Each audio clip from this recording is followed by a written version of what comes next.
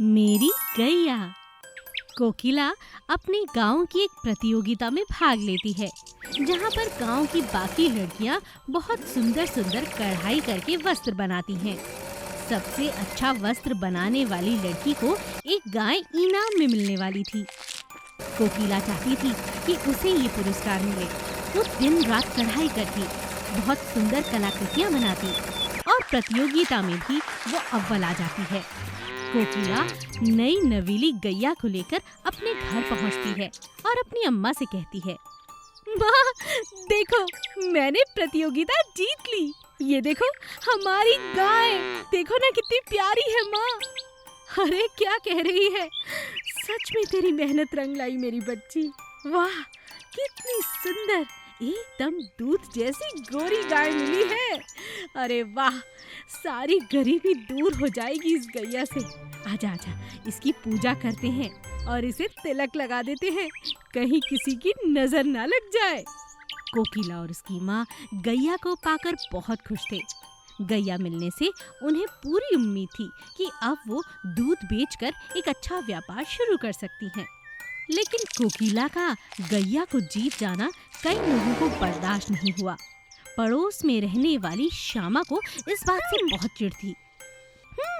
ये कोकिला अपने आप को समझती क्या है?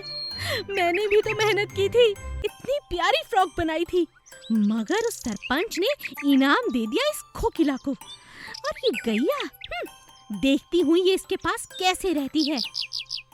आज रात को इसे चुरा लूंगी और अम्मा इसे कल जाकर शहर में बेच देना। देखते हैं इस कोकिला के दिन कैसे फिरते हैं। कोकिला अपनी गैया को पाकर इतनी खुश थी कि उसकी खुशी का ठिकाना ना था। उसने लाड प्यार में अपनी गैया के पैरों पर अपनी मनपसंद नेल पॉलिश लगा दी और अपनी गैया से सो जाने के लिए कहा। कोकिला और उसकी माँ गैया को आंगन में सुलाकर सोने चले जाते हैं और उधर श्यामा मौका पाकर उनकी गाय को चुरा लेती है। सुबह उठकर कोकिला हैरान रह जाती है जब उसे अपनी गैया नहीं मिलती। माँ, माँ हमारी गैया कहाँ गई? माँ उठो, देखो कोई नहीं दिख रहा है। कोकिला और उसकी माँ पूरे गांव का चक्कर लगाते हैं, लेकिन उसे गैया नहीं मिलती। अचानक उसे गाय के पैरों के निशान श्यामा के घर की तरफ नजर आते हैं। वो जब श्यामा के घर जाती है तो देखती है कि वहाँ पर एक भूरे रंग की गाय खड़ी है। गाय जोर जोर से आवाजें लगाने लगती है और कोकिला को लगता है कि ये उसी की गाय है, मगर रंग बदला हुआ होने के कारण कोकिला बहुत हैरान थी। तभी कोकिला को याद आता है कि उसने अपनी गाय के पैरों में नेल पॉलिश लगाई थी। वो ध्यान से देखती है तो गैया के पैरों में नेल पॉलिश थी। वो समझ जाती है। वो एक बाल्टी पानी लेती है और गैया पे फेंक देती है। तभी श्यामा भागती हुई आती है। क्या कर रही हो? हमारे आंगन में कैसे आई तुम? इतने में गैया के शरीर से पानी गिरने लगता है और वो भी रंगीन। धीरे धीरे गैया का रंग एकदम सफेद हो जाता है और सारी बात सबको समझ में आ जाती है। श्यामा बहुत शर्मिंदा होती है। श्यामा को अपनी गलती का बहुत पछतावा होता है। वो उससे माफी मांगती है और कोकिला भी उसे हंसी खुशी माफ कर देती है और अपनी गैया लेकर फिर से घर लौट आती है और खुशी खुशी रहने लगती है। मयूर नाम का एक बहुत ही खूबसूरत मोर जंगल के पास रहा करता था। उसके 2 अंडे हुए, जिन्हें देख देखकर वो बहुत खुश होता था। एक दिन वो अपने अंडों से बातें कर रहा था कि अचानक तेज बारिश आ गई। मोर खुशी के मारे झूमने लगा, नाचने लगा। आहा, कितना खूबसूरत मौसम हो गया है। देखो मेरे प्यारे अंडों, मौसम इतना सुहाना है। मोर जोर जोर से नाचने लगा, बारिश का आनंद लेने लगा।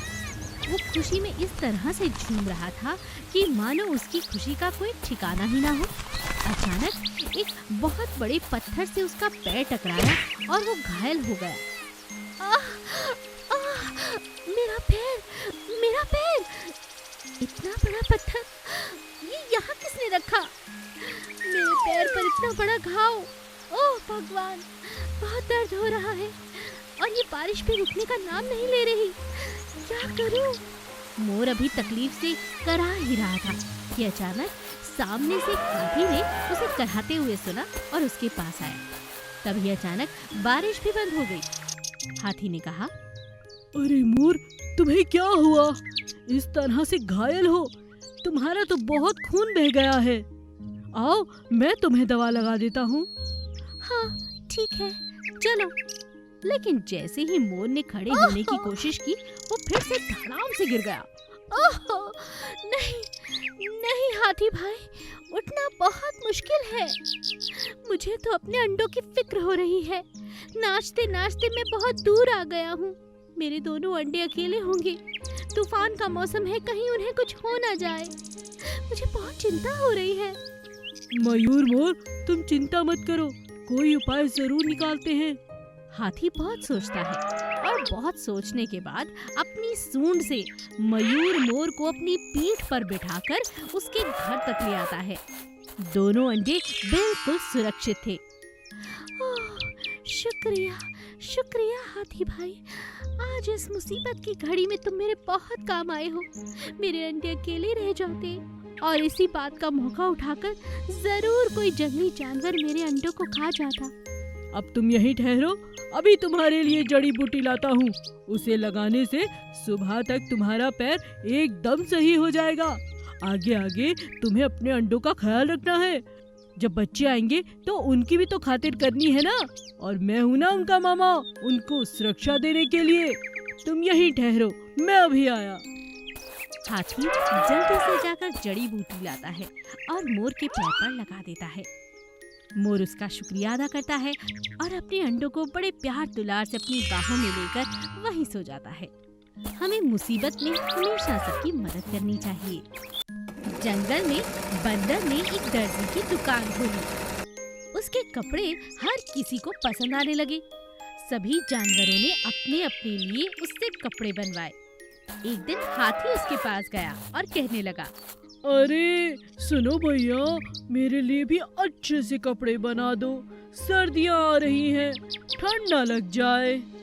क्यों नहीं, आज शाम तक तुम्हारे कपड़े तुम्हें मिल जाएंगे। मैं अभी तुम्हारा नाप ले लेता हूँ। बंदर हाथी का नाप ले लेता है और शाम तक बड़ी मेहनत के साथ हाथी के कपड़े बनाकर तैयार कर लेता है और उसका इंतजार करने लगता है। शाम को हाथी उसके पास आता है। अरे वाह, तुमने तो सच में मेरे कपड़े बनाकर तैयार कर दिए। बहुत सुंदर रंग है और बहुत अच्छे लग रहे हैं।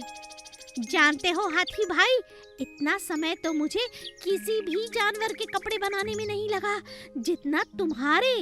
मैं तो बहुत थक गया। ये बात सुनकर हाथी उससे कहता है, अरे तो परेशान क्यों होते हो?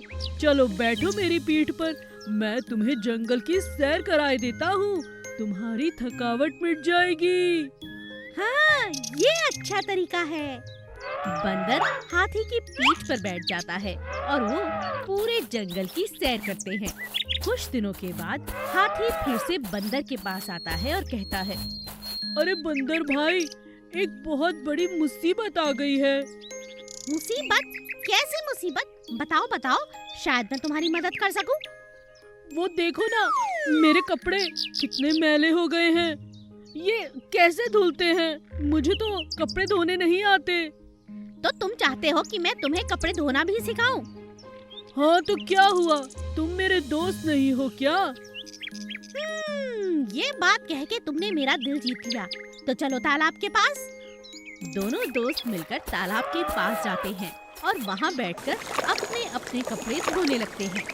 ये देखो, अब मैं तुम्हें सिखाता हूँ। इस तरह से कपड़े लो, पानी में डुबो, साबुन लगाओ और इन्हें मलो। इनसे सारी मैल को बाहर निकाल दो। ये तो बहुत मजेदार काम लग रहा है। हाथी और बंदर पेड़ के ऊपर अपने कपड़ों को सुखाते हैं। ये देखो, आज हम दोनों ने सच में बहुत बड़ा काम किया है। कल तक ये हमारे कपड़े सूख जाएंगे और फिर हम नए नए साफ सुथरे कपड़े पहनेंगे। तो दोस्त, ये जगह आज से पक्की रही। हर रविवार हम यहाँ अपने कपड़े धोने के लिए आया करेंगे। हाँ, ये बिल्कुल ठीक है। और तुम रविवार की छुट्टी रखना, कोई काम नहीं। मैं तुम्हें लेने आऊँगा और हम दोनों आकर तालाब में कपड़े धोया करेंगे। ठीक है ना? बिल्कुल ठीक। मिट्टी का गधा। राजू के पिताजी शहर में काम करते थे। एक दिन वो 2 दिन की छुट्टी लेकर गांव वापस लौटते हैं और अपने बेटे राजू के लिए एक बहुत ही सुंदर प्लास्टिक का खिलौना लेकर आते हैं। राजू को खिलौना बहुत पसंद आता है। उसके पिताजी 2 दिन के बाद फिर से शहर लौट जाते हैं। राजू सारा दिन उस गधे से खेलता था। माँ देखो ना, ये गधा कितना खूबसूरत है। पिताजी मेरे लिए बहुत अच्छा तोहफा लाए हैं। ये खिलौना देख देख कर मैं सारा दिन खेल सकता हूँ। अच्छा, चला के खाना खा ले, कल फिर से खेल लेना। राजू अपने गधे के साथ सो जाता है। अचानक रात में बहुत तेज तूफान आता है। पलंग से उसका गधा नीचे गिर जाता है और टूट जाता है। राजू जोर जोर से रोने लगता है। मम्मी देखो ना, पिताजी जो मेरे लिए तोहफा लाए थे वो टूट गया। ये प्लास्टिक का था। माँ मैं क्या करूँ? राजू की माँ उसे चुप कराती है, बहुत समझाती है, लेकिन राजू रोने से बाज ही नहीं आता। अगले दिन वो अपने आंगन में बैठा बैठा अपने गधे के बारे में सोच सोच कर रो रहा था। माँ मैं किससे खेलूंगा? मुझे तो उस गधे से प्यार हो गया था। उसके सिवा अब और कोई अच्छा नया खिलौना मेरे पास नहीं है। अरे बेटा, चिंता क्यों करता है? ये ले, तू अपनी ड्राइंग की कॉपी और पेंसिल ले और उसका चित्र बना और उसे अपने पास हमेशा रखना। धीरे धीरे करके राजू एक चित्र बनाता है, हूबहू अपने गधे जैसा। उसे काट कर वो अपने पास रखता है, लेकिन एक दिन फिर से आंधी आती है और वो कागज उड़ जाता है। हाँ माँ, मेरा वो कागज का गधा उड़ गया। मैं क्या करूँ? अरे अरे, अब तो तुझे गधा बनाना बहुत अच्छे से आ गया है। थोड़ी सी चिकनी मिट्टी ले ले, इससे जरा बनाकर तो देख। राजू धीरे धीरे कई दिनों तक उस मिट्टी से गधा बनाने की कोशिश करता है। 1 हफ्ते के बाद राजू कामयाब हो जाता है। अब उसके पास मिट्टी का हूबहू गधा था, जो पहले प्लास्टिक का था और फिर कागज का। उसकी माँ यह देखकर हैरान रह जाती है। अरे राजू, इतना खूबसूरत गधा! अरे मेरे बच्चे, तेरे हाथ में तो जादू है। अब तो तुझे तेरे पिताजी के साथ बड़े होकर शहर भेज दूंगी।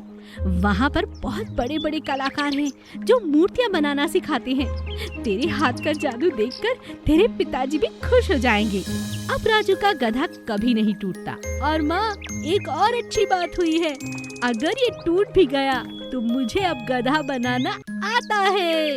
बिल्कुल, देखा, अगर कोई चीज हमसे दूर हो जाए तो कहीं न कहीं उसमें भी हमारे लिए कुछ अच्छा ही छुपा होता है और वो समय के साथ हमारे सामने आ जाता है।